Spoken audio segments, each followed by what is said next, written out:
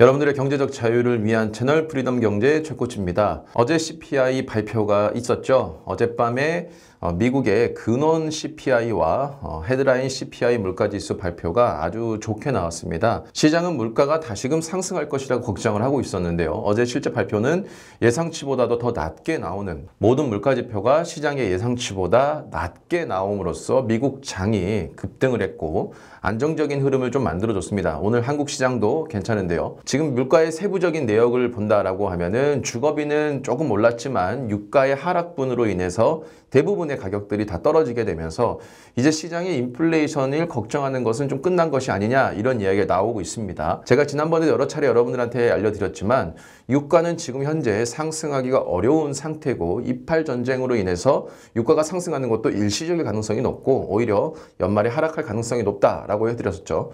그에 따라서 물가도 지금은 인플레이션보다는 오히려 디플레이션을 걱정해야 될 수도 있다라고 했는데, 실질적으로 이렇게 물가가 낮게 나오는 모습을 보면서 시장은 단기적으로는 분명히 좋은 의미를 부여하겠지만 전체적인 시장을 봤을 때 이 물가가 죽는다라는 것은 소비가 위축이 돼서 물가가 하락하는 거다라고 한다라면 이것은 전체적인 경제에는 좋은 이야기가 될 수가 없습니다. 물론 이 물가가 일시적으로 하락한 것일 수도 있기 때문에 지금 이것만 보고 전체적인 흐름을 판단하기는 좀 어렵습니다.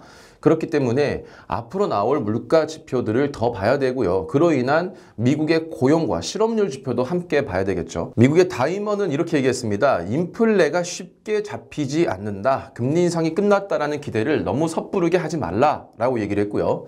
JP모건에서는 반대로 얘기했습니다. 미국 경제에 디플레이션이 발생을 했다. 인플레가 2%대로 돌아가고 있다라고 얘기를 했습니다.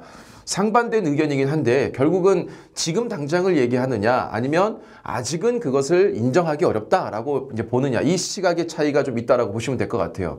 어쨌든 지금 당장은 굉장히 시장에 좋은 이야기가 될 수가 있고 이것은 조금 더 큰 흐름을 봤을 때 이 부분이 침체로 인해서 물가가 내려오는 것인지를 우리가 확인을 해봐야 될 것 같습니다. 자, 그리고 또 다른 리스크였던 셧다운이 생각보다 빠르게 통과를 했습니다. 자, 이 부분에서도 우리가 좀 알아야 될 게 있습니다. 트럼프의 최측근이자 오른팔이라고 부를 수 있는 존슨 하원 의장이 예상외로 임시 예산안을 빠르게 좀 통과를 시켜줬어요. 그래서 제가 조금 의아해서 찾아봤는데 이 내용을 보면 이게 완벽한 내용이 아닙니다.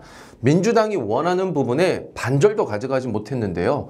이번 내용을 보면 내년 1월 19일까지 1차 예산안, 그리고 2월 2일까지의 예산안이 따로 이제 나눠져 있습니다. 그런데 조 바이든 대통령이 원했던 우크라이나와 이스라엘에 대한 지원에 대한 안보 예산은 포함되지 않았습니다. 전혀 포함되지 않았습니다. 오히려 공화당이 더 반대가 많았는데요. 민주당은 212명 중에서 209명이 찬성한 반면에 공화당은 221명 중에서 127명, 거의 절반에 가까운 숫자가 반대를 했습니다.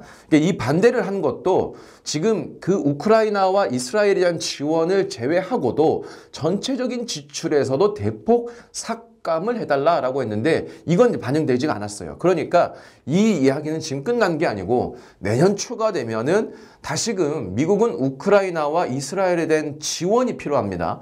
그렇기 때문에 이 부분을 진행할 것이고, 당연히 전체 예산안도 지금 공화당은 반대하고 있기 때문에 이것은 말 그대로 셧다운을 막기 위해서 민주당이 일단 자기들이 가장 원하는 우크라이나와 이스라엘에 대한 지원을 잠시간 포기해뒀다. 그렇기 때문에 이 임시 예산안이 통과된 것이다 라고 보여줄 수 있습니다.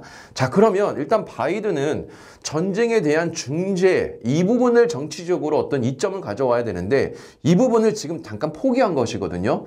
이 지원원 자체가 없다라는 것은 바이든이 어떤 정치적으로 영향력을 발휘하지 못했다는 뜻이기 때문에 오히려 이제 앞으로 이제 이틀밖에 남지 않은 미중 정상회담에 더 힘을 쏟을 수밖에 없는 상황이 됐습니다. 그래서 시진핑과 만남을 앞둔 바이든은 중국과의 디커플링을 하지 않는다, 관계 개선을 하겠다라고 공식 석상에서 얘기를 했고요. 우리가 시도하고 있는 것은 관계를 더 좋게 바꾸려는 것이다 라고 얘기를 했고, 우리가 중국에 투자를 하고 싶으면 모든 영업 비밀을 넘겨야 하는 상황을 계속 지지하지는 않을 것이다 라고 했습니다.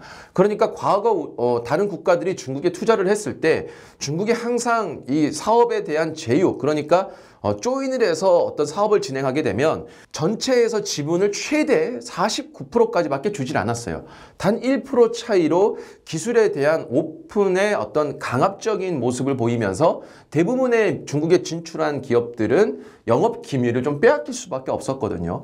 그 부분을 미국이 이번에 짚고 넘어간 겁니다. 왜냐하면 이게 돼야지 다른 기업들도 중국에 과감하게 진출을 할 수 있는데 초반에만 반짝 좋았다가 결국은 기술에 대한 부분들을 중국에 전부 다 뺏기게 되는 판이니까 이 부분이 어떻게 보면 미국 입장에서 굉장히 중요한 부분이 될 수도 있습니다.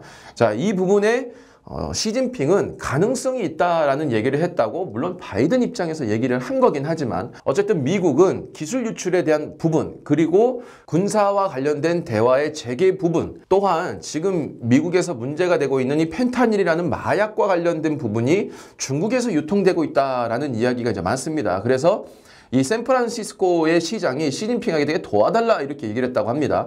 좀비 도시라는 이 오명을 썼는데 과거 이 벤처의 요람이라고 불렸던 샌프란시스코가 코로나 팬데믹 때문에 이때 활성화된 재택근무로 인해서 시장에 마약이 엄청나게 퍼졌고 이것이 미국은 중국에서 유통된 거다라고 얘기했지만 중국은 공식석상에서 우리나라에서 공식적으로 불법적인 유통은 없었어 라고 이제 반박은 했지만 사실 이게 다 모순이죠.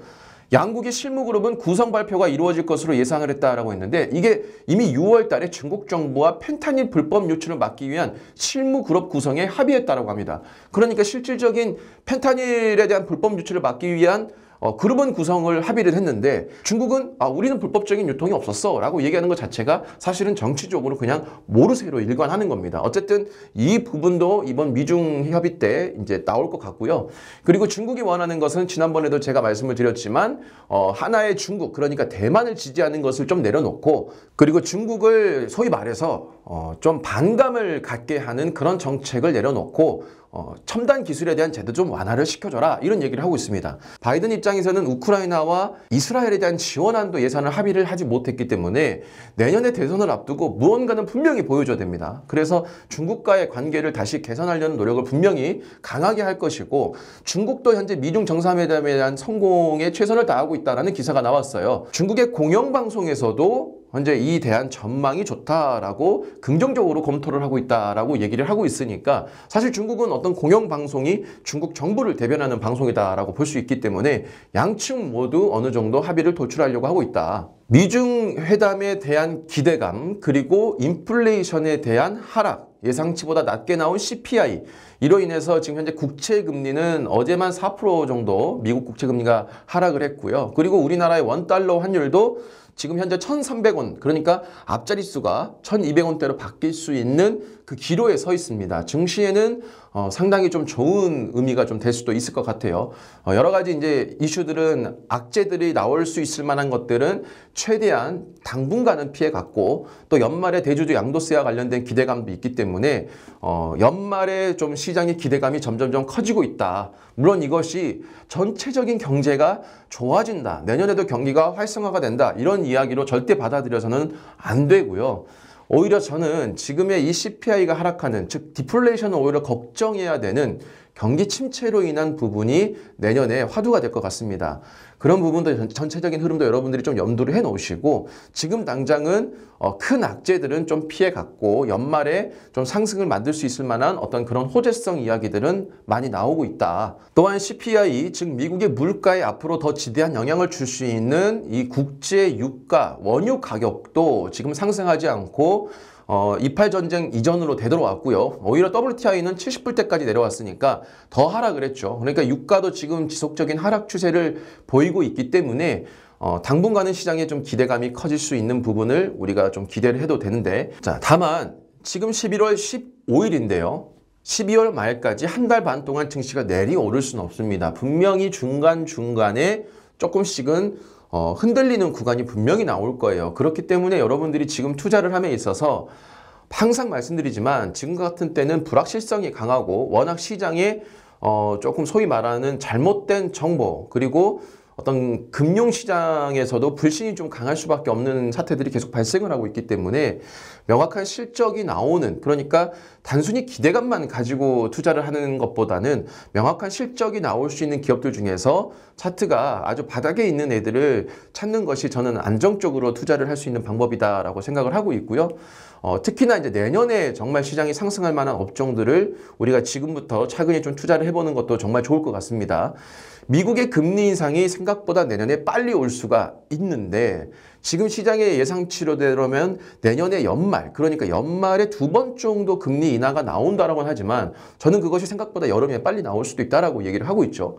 그러면 고금리에 큰 타격을 받았고 성장성에 문제가 있어서 죽었던 산업, 저는 이 부분이 메타버스와 관련된 기업이 내년에 아주 큰 성장을 할 것이라고 이제 보여지고 있습니다.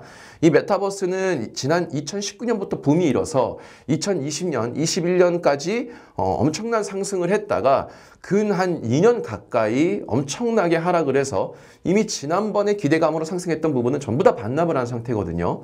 근데 이 메타버스의 실질적인 컨텐츠, 기기에 대한 성능, 여러 가지 문제점들이 기대감만 부풀렸다가 빠지는 그런 모습이었는데 지금 최근에 AI 기술이 발달을 하면서 내년에 이 메타버스, VR과 관련된 엄청난 기술 향상이 근 2년 동안 크게 상승을 했다는 것이고요. 그리고 이런 신산업일수록 고금리에 악영향을 받습니다. 그런데 금리 인하가 나온다라고 하면 전체적인 경기 침체가 오겠지만 오히려 그 금리 인하로 인해서 신산업은 자본을 갖다 쓸 수 있는 여력이 좀 되기 때문에 내년에 저는 메타버스 VR과 관련된 업종들이 정말 대세가 될 수 있는 한 해가 되지 않을까라는 생각을 해보고 있습니다. 이 부분은 오늘 CPI와 관련된 얘기를 좀 하다 보니까 당장 얘기를 하지 못했는데 다음 영상에서 제가 조금 더 자세하게 풀어드릴 테니까요. 여러분들도 이 메타 그리고 VR 이 관련된 업종들, 산업에 대한 흐름을 지금부터 차근차근 좀 공부를 해보고 찾아보신다라고 하면은 상당히 2년 전과는 다른 흐름을 확인할 수 있을 것 같습니다. 오늘 영상도 도움이 됐다면 좋아요와 구독, 댓글 부탁드리고요. 다음 영상에서는 메타 그리고 VR에 관련된 자세한 영상으로 인사를 드리도록 하겠습니다.